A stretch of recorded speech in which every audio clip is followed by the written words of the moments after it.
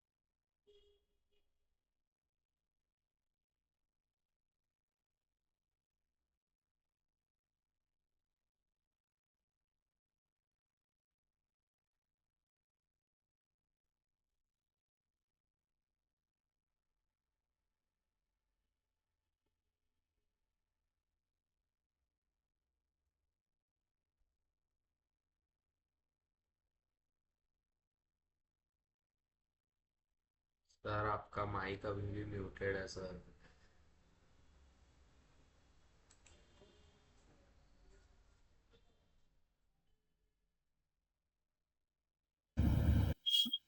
Sir is not here. We will be having the chemistry class shortly. BN with Indian. Okay, bro.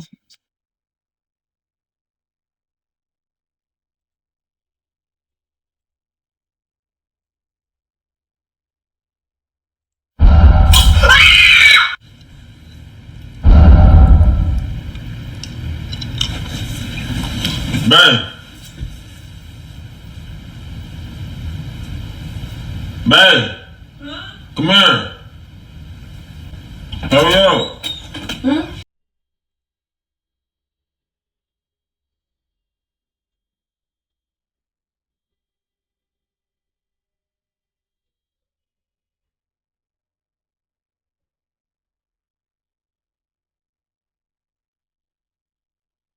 Hello. Redox balancing हो गया तेरा? हाँ। Okay. Redox balancing में तेरा अगर base दिया रहे और बेस में भी हम लोग को वन H2 ऐड करके करना है ना प्रोसीड। सब में H2 ऐड होता है, बस बेस में लास्ट में जिस तरफ जितना हाइड्रोजन का वो एटम है, मतलब H प्लस है। चेक कर देना मेरे को पता है। हाँ, दोनों लेकिन साइड में वो उसके करना है। साथ हाँ ओ दोनों एच साइड में चेक कर देना डबल। पड़ेगा, ऐड ही करना पड़ेगा। तो फिर ऑक्सीजन की जगह पे अगर कोई और एलिमेंट हुआ तो वाटर तो फिर ऐड नहीं कर सकते ना। सबसे पहले तेरे को ऑक्सीजन और हाइड्रोजन के अलावा सारे एलिमेंट्स को बैलेंस करना है, उसके बाद अच्छा, वाटर ऐड करना फिर है। उसके बाद वाटर ऐड करना है, देन स्टेप्स देन पढ़ देन लेना, एक बार देन एनसीईआरटी खोल के पढ़ ले, एनसीईआरटी में बहुत क्लियरली लिखा हुआ है स्टेप्स।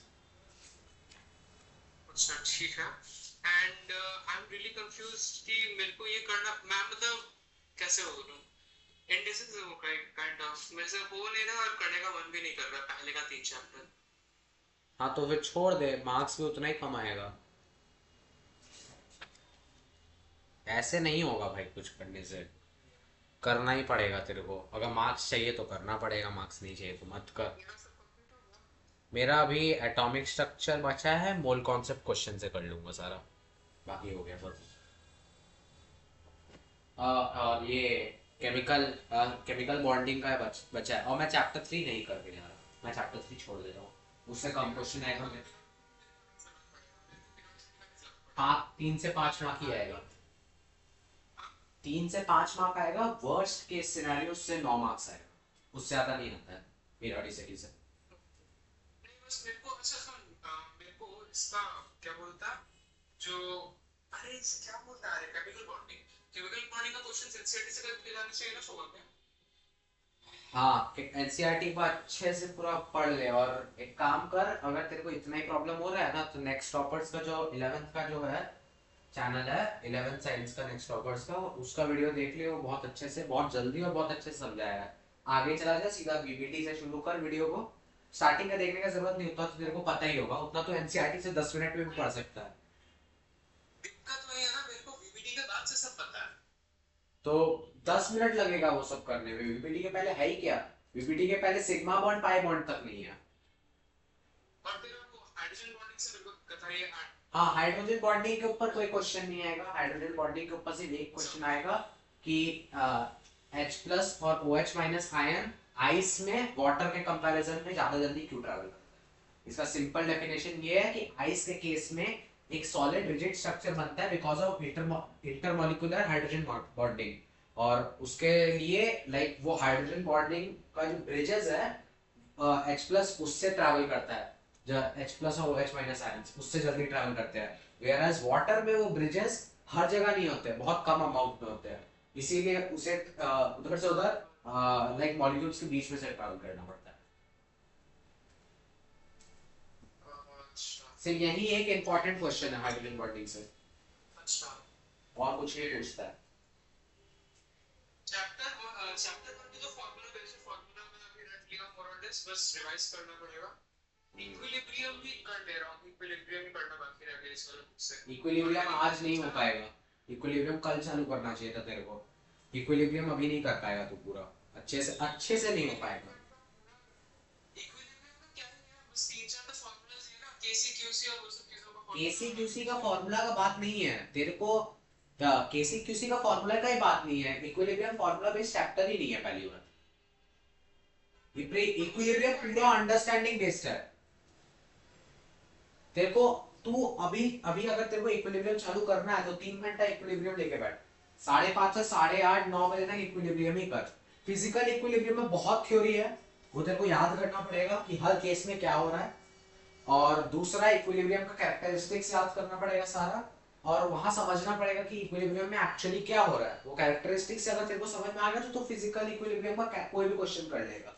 पर पहले तेरे को उसके लिए फिजिकल इक्विलिब्रियम पूरा पढ़ना पड़ेगा। तो इक्विलिब्रियम का कहाँ तक आया, मतलब कौन से बेस से कौन से टॉपिक पे कौन ला शैटलियर्स प्रिंसिपल। अभी अगर मैं तेरे को रैंडमली बोल दूं, एक रिएक्शन दे दूं और बोल दूं तेरे को कि अगर प्रेशर में चेंज, हाँ नहीं फॉरवर्ड है कि बैकवर्ड नहीं पूछेगा, फॉरवर्ड बैकवर्ड थोड़ी ना पूछेगा, सीधा बोलेगा कि केपी केपी कैसे रिएक्ट। एक तो रिएक्शन दे दिया, चल लेट्स से सबसे सिंपल हेबर्स प्रोसेस दे दिया तेरे को, बोला है कि हेबर्स प्रोसेस में केपी का वैल्यू कैसे फ्लक्चुएट करेगा अगर टेम्परेचर चेंज होगा।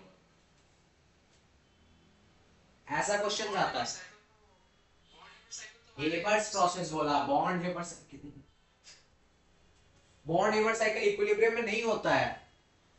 पता है तो जो तो इसका है तो उसमें तो आई नो बॉडी साइकिल्स के इक्विलिब्रियम में नहीं होता, क्योंकि इक्विलिब्रियम में बैकवर्ड रिएक्शन भी होता है।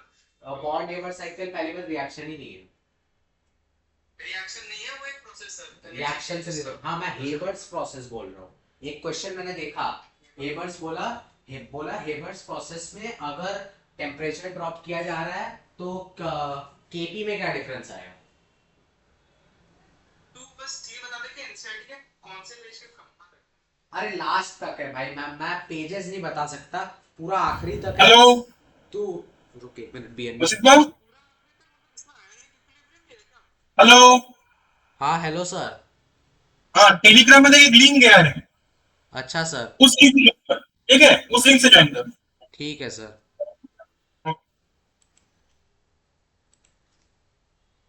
बीएनबी सर आ गए थे, मेरा ऑनलाइन क्लास है ना, मैं मतलब ऑनलाइन कर रहा हूँ आज। रुक एक मिनट, मैं अच्छा तुम बोलता रहे, मैं ज्वाइन कर रहा हूँ।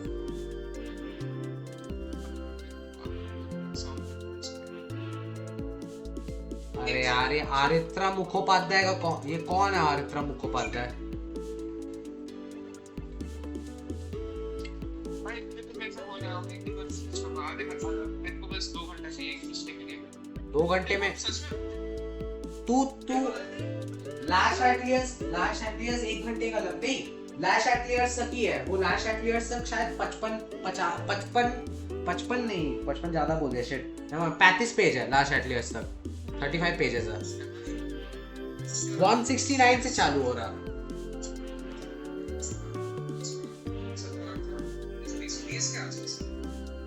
अच्छा अगर तेरे पास नोट्स है, क्या बोलते हैं स्कूल का नोट्स है तो वो भी पढ़ सकता है।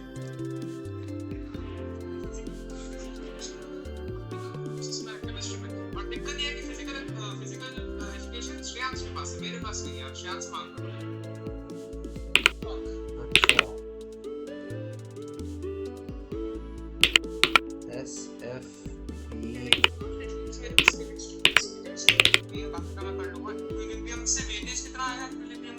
इक्विलिब्रियम 15 से 20 मार्क्स आएगा, सबसे ज्यादा उसी का होगा, सबसे ज्यादा इक्विलिब्रियम का होगा, क्योंकि इक्विलिब्रियम और जीओसी भी 15 मार्क्स है, 10 से 15 मार्क्स इक्विलिब्रियम का आएगा, जीओसी सबसे ज्यादा होगा।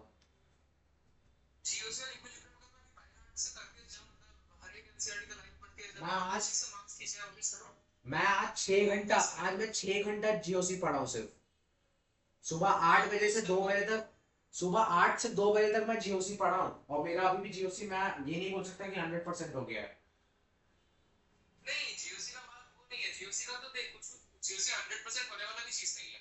और बात रहा ये सब चीजों का, मतलब कंपैरिजन वाले, मतलब कंपैरिजन भी नहीं बोलेंगे उनसे, कुछ एक रूल करके दिया रहता है ना कि हाँ ये ज्यादा, इसका ज्यादा प्रायोरिटी, उसका ज्यादा प्रायोरिटी, उसको छोड़ के क्या नहीं मिलेगा न्यूज़ में। नहीं वैसा क्वेश्चन नहीं आता है स्कूल में, तो कैसा प्रायोरिटी और स्टेबिलिटी प्रायोरिटी और स्टेबिलिटी ऐसे नहीं पूछता है। रुक मैं तेरे को, मैं सैंपल पेपर में करे जा रहा हूँ ना साथ में, मैं तेरे को कुछ कुछ क्वेश्चंस बताता हूँ।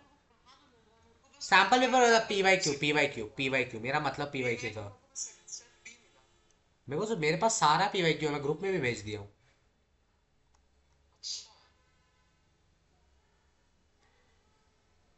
बाकी का भेजा ना, केमिस्ट्री और सॉरी केमिस्ट्री ये क्वेश्चन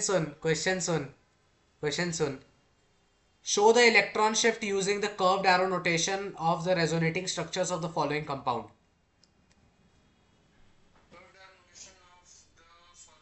भाई इसमें क्या है, रेजोनेंस का शो करना है, बस बॉन्ड से करके रेजोनेंस के साथ एक पहले वाले में रहेगा जो भी है बॉन्ड। चलो ठीक है, हाँ ये वाला फिर भी इजी था, सही बोला। फिर ये तो तू कर ही लेगा, ये इजी है। कॉन्फिडेंस आ रहा है, धन्यवाद। Electronegativity of carbon atoms in organic compound is related to their hybridization state. ज्यादा एसपी कैरेक्टर तीन चार क्राइटेरिया रहता है। एसपी कैरेक्टर मतलब इस परसेंटेज इस कैरेक्टर से रहता है, और एक रहता है तेरा इलेक्ट्रोनेगेटिव एलिमेंट्स के किस इलेक्ट्रोनेगेटिव कंपाउंड के साथ वो जुड़ा हुआ है, और बाकी नहीं आता। बट यही दोनों पार्ट में हाइब्रिडाइजेशन बोला है तो एस कैरेक्टर से ही होगा, सही बोल रहे हैं।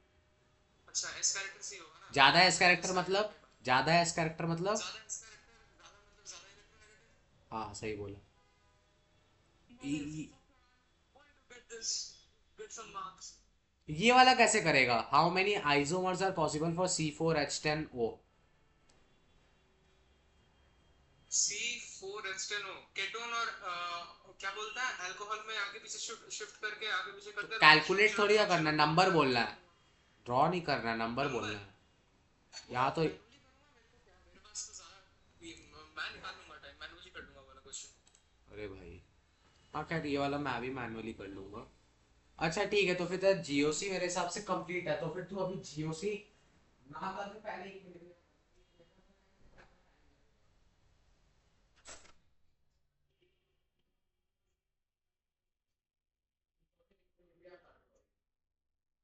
इक्विलिब्रियम हेल्प करेगा। Okay equilibrium, let's go with equilibrium करना, और रिडॉक्स को तू बैलेंसिंग बोल रहा है ना, तेरा से बैलेंसिंग बचा है ना रिडॉक्स में।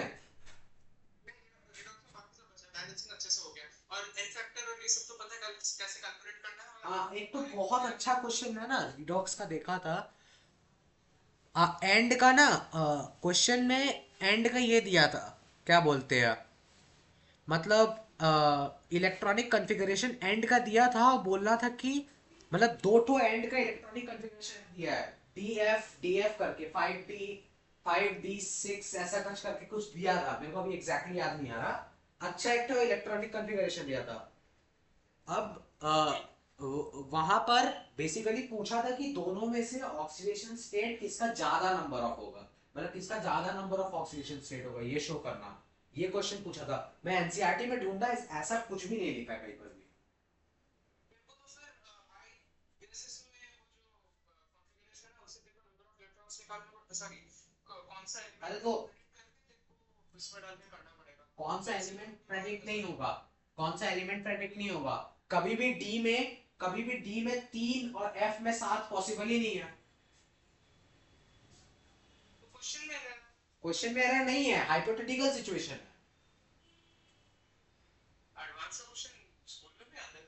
अबे हाइपोथेटिकल सिचुएशन तो कहीं पर भी हो सकता है। और एटॉमिक स्ट्रक्चर का फिर वो सब वैसा टाइप सारा एसपीडीएफ वो लेके प्रैक्टिस कर लेना, ऑफ बॉक्स प्रिंसिपल और वो सब, उसमें गंदा गंदा कैलकुलेशन रहता है कभी कभी। कैलकुलेशन में बस दो ही जगह पे दिक्कत आएगा, मोल कॉन्सेप्ट में तो सबको, मैं इक्विलिब्रियम के साथ कर लिया मोल कॉन्सेप्ट इक्विलिब्रियम के साथ हो सकता है। हाँ मोल कॉन्सेप्ट का चैप्टर 3 सबसे कम वेटेज होगा, वर्स्ट केस सिनेरियो में चैप्टर 3 8 नंबर का आएगा, 8 या 9 नंबर का।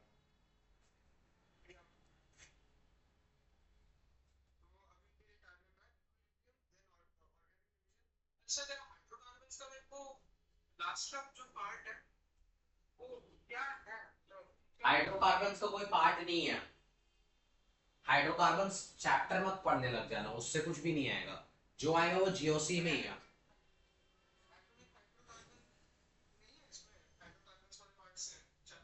नहीं वो सब, वो हाइड्रोकार्बन चैप्टर से पढ़ने का जरूरत नहीं है, वो तेरे को जीओसी से ही बेंजीन और एरोमेटिक कंपाउंड के बारे में बस पढ़ना है। सिर्फ वही आएगा, मैं देखा सिर्फ एरोमेटिक कंपाउंड्स और जीओसी वो आएगा। अबे यार ये क्या अलग अलग लिंक दिए जा रहे हैं भाई, अभी पहले एक लिंक दिया फिर अभी दूसरा लिंक दे दिया। बीएनबी सर पता नहीं क्या हुआ, एक लिंक पहले ये वाला लिंक ज्वाइन किया जो तेरा होता है नॉर्मल, जो आकाश ऐप में होता है, उसके बाद फिर मैं टेलीग्राम पे एक लिंक आया वो ज्वाइन किया, उससे भी नहीं हुआ, अभी फिर अब ये वाला ज्वाइन कर रहा हूँ। होस्ट ही नहीं है कॉल में। अबे हर्ट इक्विलिब्रियम पहले कोई एक क्लास कर ले इक्विलिब्रियम का।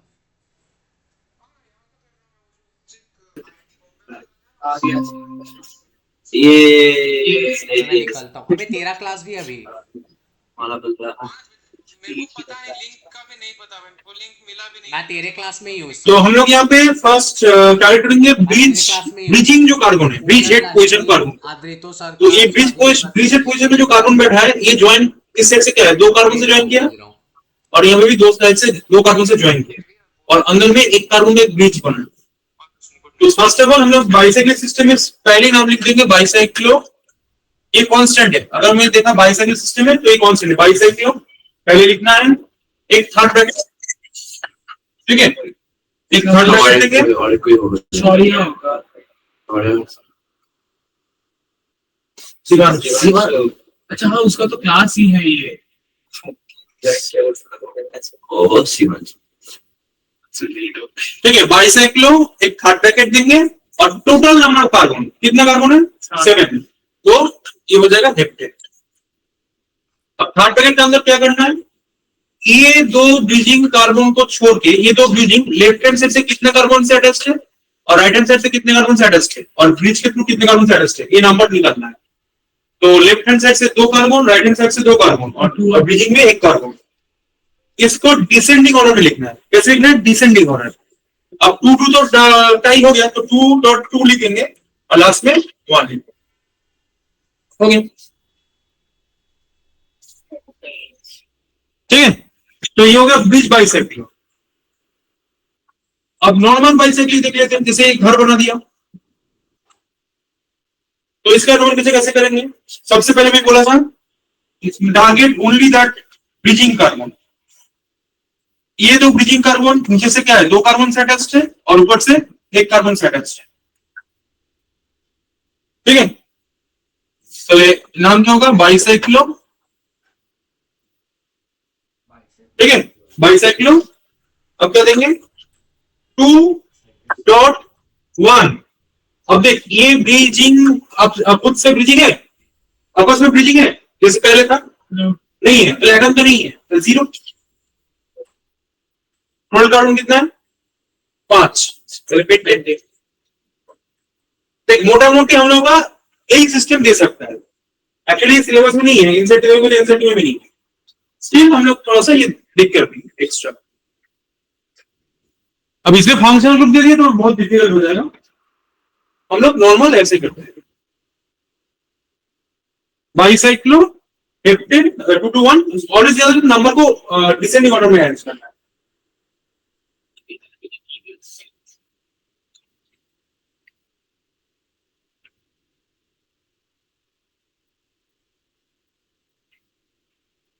सर क्या वो मतलब फंक्शनल ग्रुप वाला आता नहीं है? नहीं फंक्शनल ग्रुप नहीं है। देख आईपीसी में एक ऐसा टॉपिक है जो इसका लिमिट नहीं हो सकता है, तो कुछ भी ड्रॉ करके सपोज देख मैंने जो याद है डांसिंग मॉलिक्यूल ड्रॉ किया था, ऐसे करके मैं कुछ भी ड्रॉ कर दूंगा तो थोड़ी उसको ढूंढ के ऑलवेज बोलना पड़ेगा, वो पॉसिबल है थोड़ी, जिसको तुम डिफिकल्ट से डिफिकल्ट कर सकते हो, थोड़ी पॉसिबल, तो प्रैक्टिस में फायदा तो नहीं है अल्टीमेटली, क्योंकि ये एंडलेस है, आईपीसी में इज एंडलेस, हो सकता है सिस्टम के कुछ अलग अलग नेमिंग होगा, तो रूल्स तो है, तब बहुत सारे रूल्स याद रखना। हम लोग का सिस्टम है सिर्फ सैचुरेटेड, अनसैचुरेटेड में double bond, triple bond, functional, polyfunctional, ये मेन थीम है और मेन थीम, ये 6 मेन थीम है। इसका एक्स्ट्रा हम और 2 बहुत बताते हैं, बाइसाइक्लो और एक स्पाइरो बताएंगे। बाइसाइक्लो में ये बॉन्ड शेयर होता है और स्पाइरो में एटम शेयर होता है। This are main difference. Bicyclo में डिसेंडिंग ऑर्डर में लिखना पड़ता है, स्पाइरो में असेंडिंग ऑर्डर में लिखना। सिर्फ C2 कोई मॉलिक्यूल तो नहीं हो सकता? सिर्फ C2, हाँ तो कराए थे, तो इमो में नहीं करा थे C2 बॉन्ड, हाँ C2 मॉलिक्यूल होता है, लेकिन इसका पाई बॉन्ड बहुत ही वीक, पाई बॉन्ड से होता है, बॉन्ड वीक कराए थे। क्वेश्चन एडवांस पूछे भी है, समझा?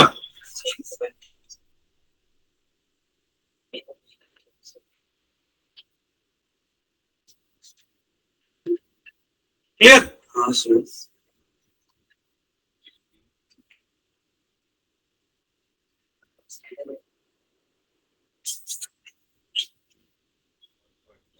सर ये बहुत चल रहा है। बहुत चल रहा क्या चल रहा है? है। आपने उस पेन पेन क्लिक नहीं किया था? हाँ सर, अच्छा सर ऐसे ही घूमेंगे सर? बहुत ज्यादा चल रहा है। Sir new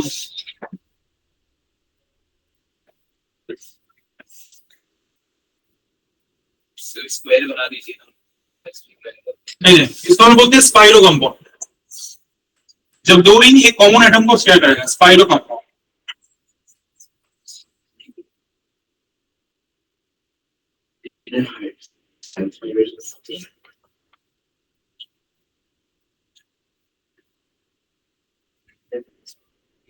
all important bond to memorize or to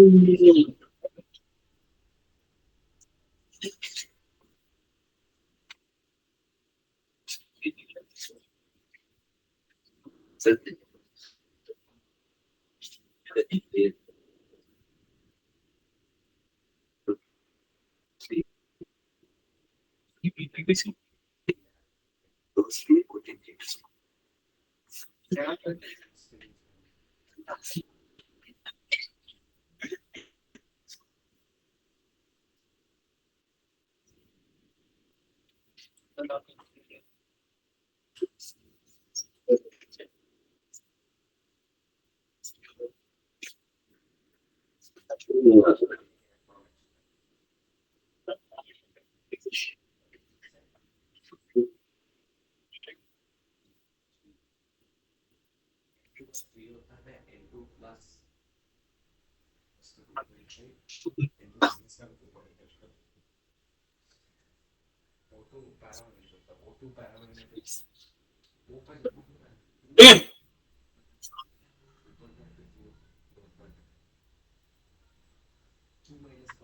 इसमें क्या करेंगे? सबसे पहले लिखेंगे स्पाइरो,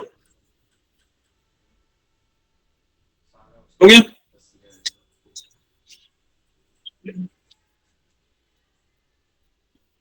टोटल कार्बन पहले लिख लेंगे। टोटल कार्बन कितना है? 8। हो गया? अब क्या करना है? उस स्पाइरो कार्बन को छोड़ के देखो लेफ्ट राइट में कितने एटम है? 4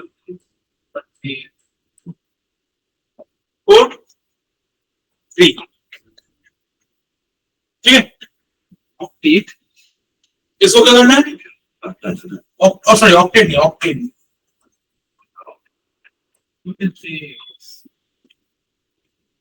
1 2 3 4 और यहाँ पे 1 2 3। ठीक है? लिखा होगा, इसको एसेंडिंग ऑर्डर में लिखना है। अच्छा 3 4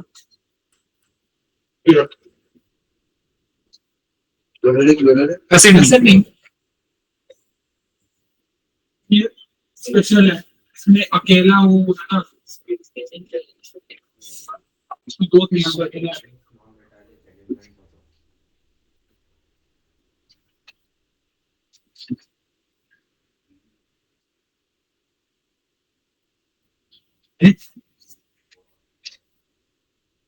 चिल्ड्रन से तो आकाश ठीक खिलाएगा पीछे से मैं खिलाया था।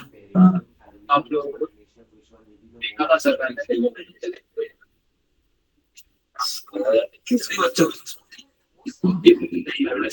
समझा?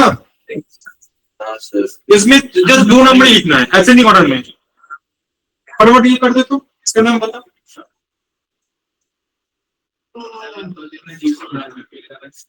इसका नाम बता।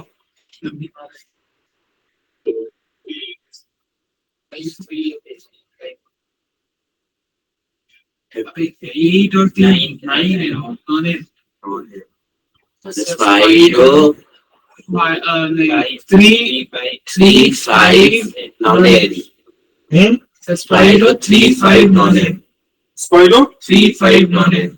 स्पाइरो 3-5, तो पहले स्पाइरो हो गया एक कार्बन, 1 2 3 4 5, 1 2 3 रेसिंग ऑर्डर में 3.5 और टोटल कार्बन 6 + 3 9, तो non and. Okay,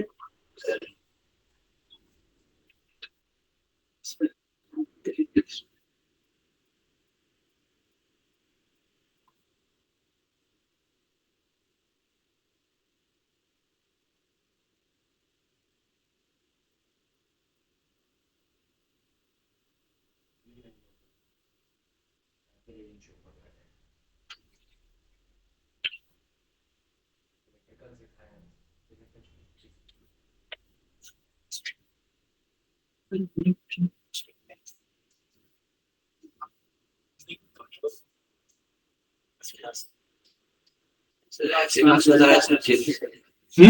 It is video processor. सब चुप रहे.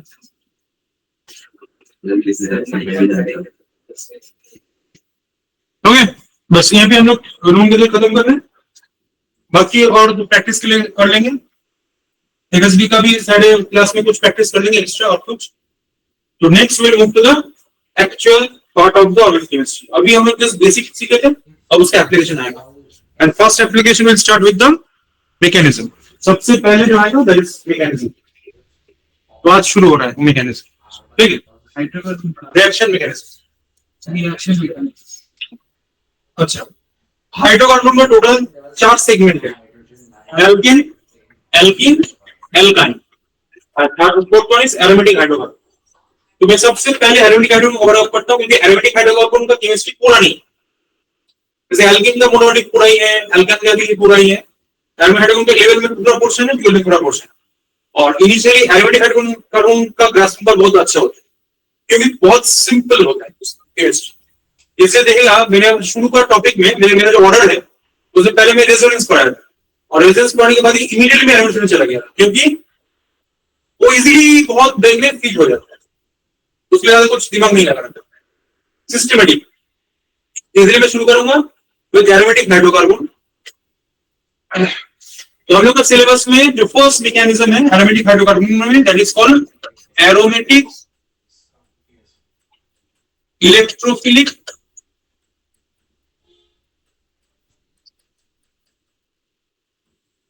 सब्स्टिट्यूशन। अभी है हाइड्रोकार्बन चैप्टर अलग बना रहे हैं. हाँ हाइड्रोकार्बन चैप्टर में हाँ, ये हाइड्रोकार्बन नेक्स्ट चैप्टर शुरू हो गया। एरोमेटिक इलेक्ट्रोफिलिक सब्स्टिट्यूशन, नहीं इसका इस ब्लॉक की ब्लॉक दिया है. This is last chapter organic chemistry class 11 में, ये लास्ट चैप्टर है। उसके बाद वो भी है ना हाइड्रोजन, उसके बाद अब जो है वो एडवांस का टॉपिक है, और मोटा-मोटी तुम लोग का मेंस का खत्म हो गया। पी ब्लॉक का सिर्फ 13 14 तुम लोग का है, और मेंस का सिलेबस हो गया। तो रेडी रहना, जनवरी में जब अटेम्प्ट होगा हम लोगों का, उसका पेपर जिस दिन होगा उसका क्वेश्चन पेपर तुम लोगों को देंगे, तुम लोग सॉल्व करते। अब देखोगे कितना क्वेश्चन कॉमन आ रहा है, क्या है, डिफिकल्ट है, क्या है, नोट्स पढ़ के हो रहा है कि नहीं हो रहा है। Hello, question. How many questions do we need to solve?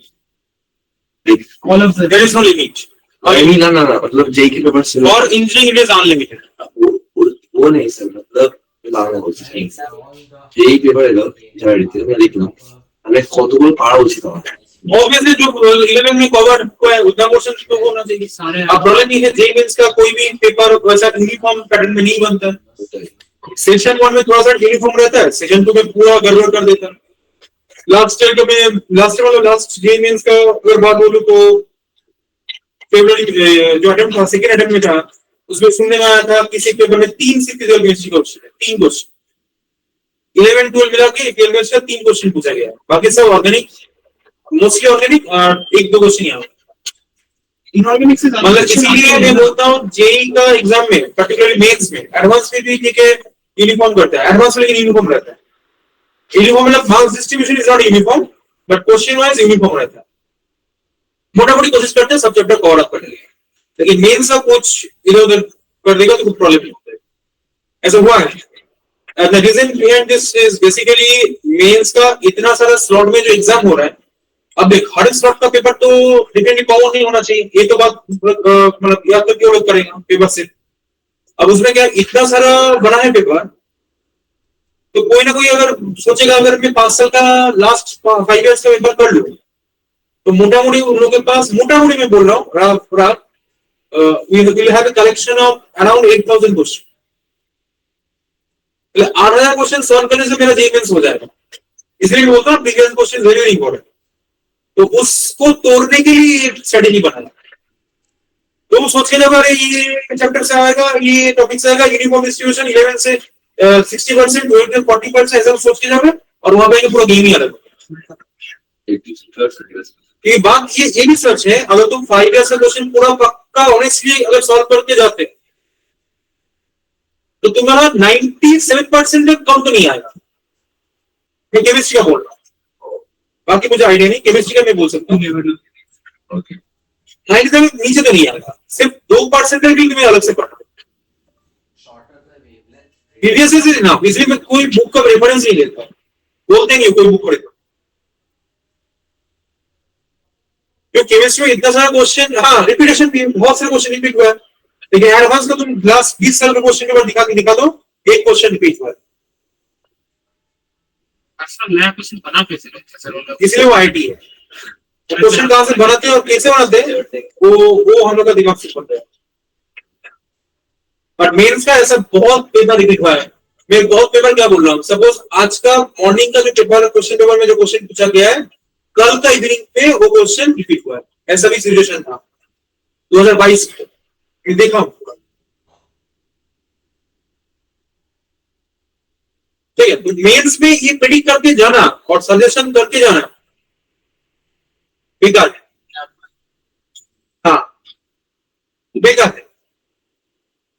Advance में फिर भी एक मोटा मोटी एक आइडिया होता है, फिर भी क्वेश्चन तो पता नहीं लगता, बट एक आइडिया होता है चैप्टर कौन सा कवर करे, इतना साल।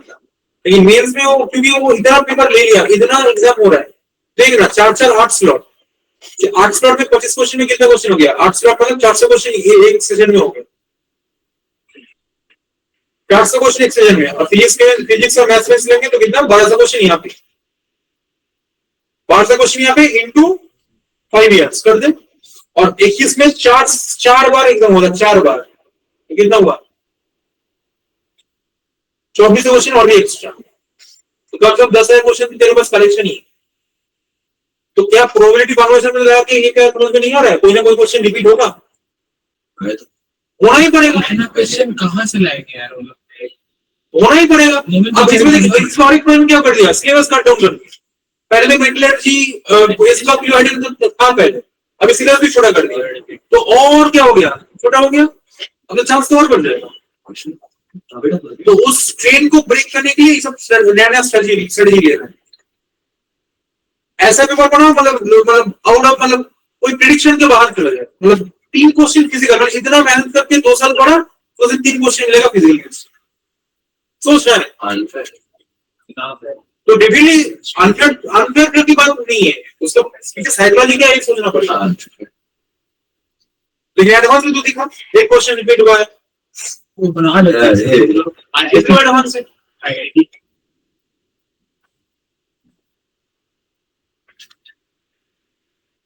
अच्छा, एरोमेटिक इलेक्ट्रिक सब्स्टिट्यूशन, इसका शॉर्ट फॉर्म होता है एईएस। ये मैकेनिज्म का नाम है एईएस।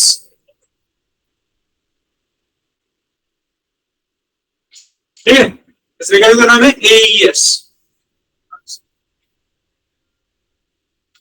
सर ये ऐसे क्यों लिखा है? हम ऐसे क्यों लिखा है? इनोवेशन, इसके हम क्या करेंगे, इनोवेशन। तो सर इंजीनियरिंग सर्विसेज जैसे कुछ बुक में डायरेक्ट एईएस अलग अलग लिखा जाता है, एक्चुअली ऐसे लिखा जाता है एईएस।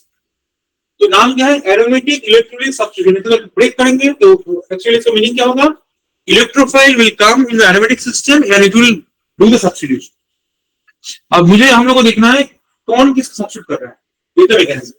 तो मैं यहाँ पे कोई रिएक्शन को डिले नहीं कर रहा हूँ, मैं एकदम जनरलाइज फॉर्म में मैकेनिज्म बोल, जनरलाइज फॉर्म। अगर ये बेंजीन है क्योंकि मुझे डील करना है विद एरोमेटिक सिस्टम, और इलेक्ट्रोफाइल है, ठीक है, ये बेंजीन है और ये electrophile.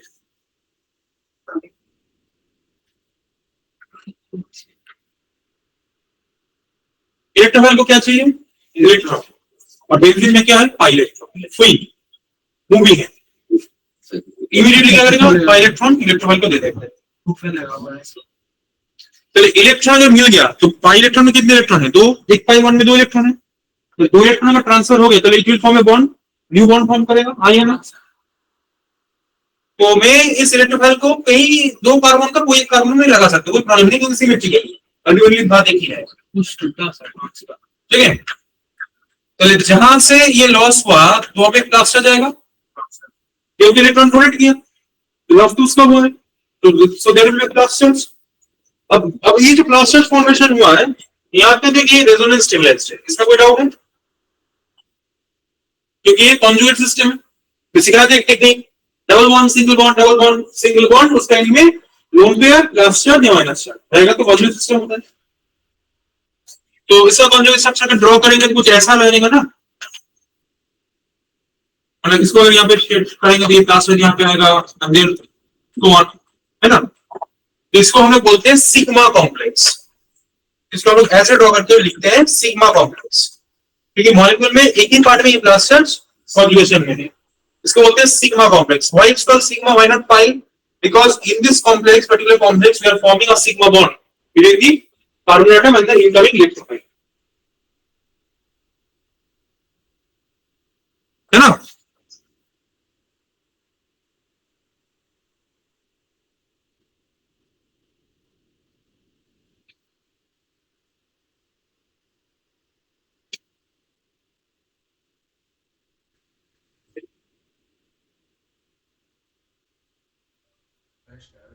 A gaseous mixture of CO2 and CO is at equilibrium with 90.55% okay, of next mass ठीक है, छोटा कर देते हैं। CO.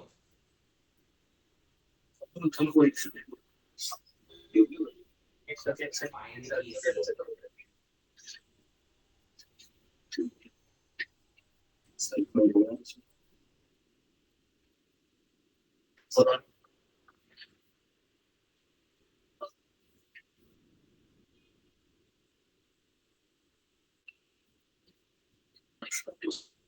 अब सेकंड स्टेप में देख, इसमें इस स्टेप में एक प्रॉब्लम हो गया, क्या प्रॉब्लम है बोलता हूँ, ऑब्जर्वेशन में है, इस स्टेप में एक मेजर प्रॉब्लम हो गया, क्या होगा बोल, बेंजीन उसका एरोमेटिसिटी लूज कर दिया, और तुम लोगों को पता है एरोमेटिसिटी इज स्टेबलाइजिंग फिनोमेना, तो क्या करना पड़ेगा, उसको फिर से वापस देना पड़ेगा। तो दिस इज योर स्टेप 1, इसको बोलते हैं स्टेप 1। स्टेप 1 में क्या हुआ, attack of the electrophile in the benzene, ठीक है।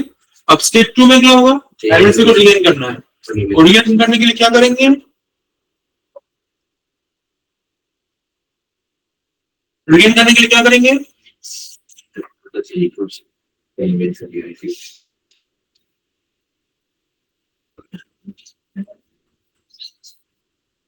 अब तो समझ में आ गया कौन किसका सब्स्टिट्यूट किया, there will loss of hydrogen. अब देख, अब बता कौन किसको सब्स्टिट्यूट किया, कौन किसको सब्स्टिट्यूट किया,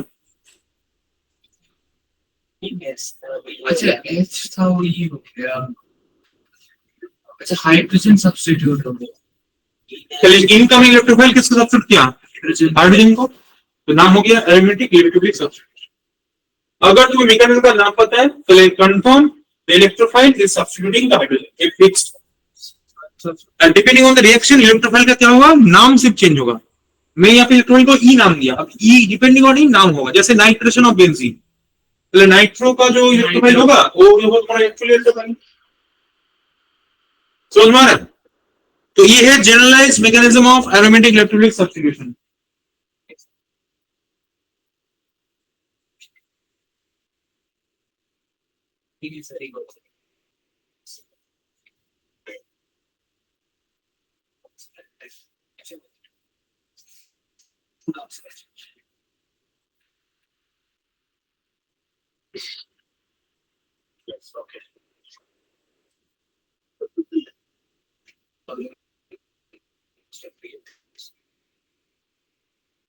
समझ में है?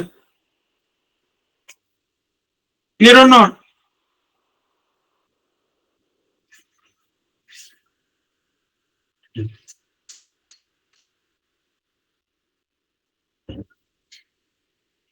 Online clear? Steps clear? हाँ सर।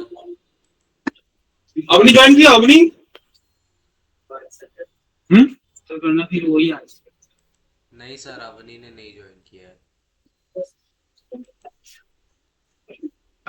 तो ग्रुप में नहीं भेजा? सर कुछ में नहीं दी है, टेलीग्राम में देना चाहिए सर।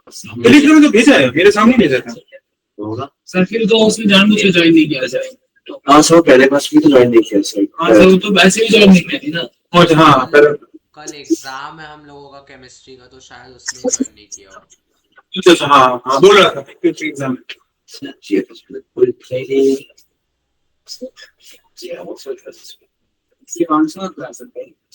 चलो अब क्वेश्चन ये है, अगर मैं 3 डिफरेंट सब्स्टिट्यूटेड बेंजीन लेता हूं तो किसमें रेट ऑफ इलेक्ट्रिक सब्स्टिट्यूशन ज्यादा होगा? 12 में जाकर एक चैप्टर है काइनेटिक्स काइनेटिक्स, वहां पे तुम अच्छे पढ़ोगे।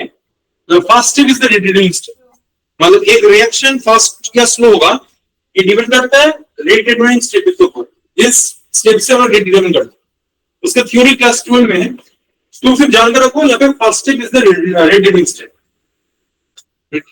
सिर्फ तुम्हें ये चीज में आंसर देना है, when this transfer of electron is favored, what is the condition behind the transfer of electron? अगर ये ट्रांसफर इलेक्ट्रॉन फेवरेबल है तो तुम्हारा रेट फास्टर होगा। This is the thumb rule. ठीक है, तो अभी ब्रेक ले लो, ब्रेक के बाद इसका आंसर देना। ठीक है, तुम लोग मेरा आईडी से ज्वाइन कर लेना। ठीक है, मतलब जीएफएसबी को मैं बोल रहा हूँ। हेलो, जीएफएसबी को मैं बोल रहा हूँ। हेलो, तुम लोगों का जैसा क्लास है तुम लोग ज्वाइन कर लो। और वशित हाँ सर। और आई थिंक नेक्स्ट क्लास शायद इनका है, अजीत सर का है ना? नहीं जैसे आपके सर ना सेम क्लास में सेकंड क्लास अजीत सर का, तो मैं ले रहा हूँ। तो तुम लोग तो नेक्स्ट क्लास का लिंक अवेलेबल, उससे ज्वाइन करो, नहीं होगा तो मैं ज्वाइन करा दूंगा। ठीक है सर।